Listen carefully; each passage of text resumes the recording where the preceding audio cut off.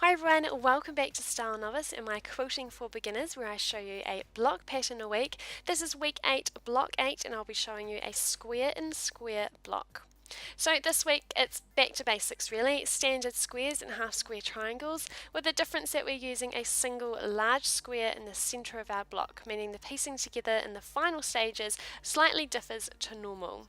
This block is a fantastic way of highlighting a special fabric or print as the outer layers almost frame the centre square. So let's jump into it. The fabric required this week in a size of 3.5 inches by 3.5 inches.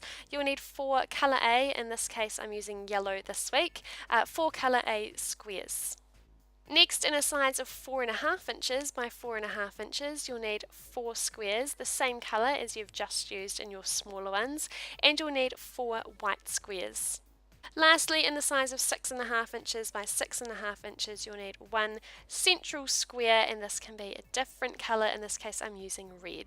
Step 1 is creating your half square triangle, so using your white and your 4.5 inch coloured squares, create your half square triangles, which you know how to do by now. These 4 duos will create 8 half square triangles to use within your block.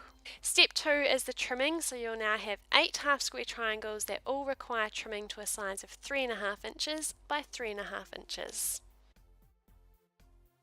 And straight on to step 3, which is arranging the pattern pieces. So the only real preparation today was preparing the previous squares, and with these now trimmed, it's time to lay out our block pattern already. So the centre square will at this stage look too small, but once the side pieces have been sewn together, everything will come together. Step 4 is sewing our block rows. With the top and bottom block pieces, create 2 rows of 4 pieces each. With the remaining coloured pieces on each side, create 2 small columns of 2 pieces each, all of these using a 1/4 inch seam allowance. Next, sew the side columns onto the central coloured square, opening and ironing all seams as you go.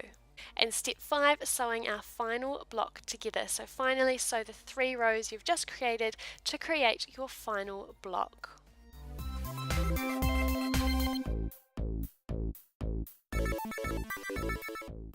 And that is it for this week's block, just 1 block to go. If you haven't checked out week 7, block 7 yet, here is a link to do so.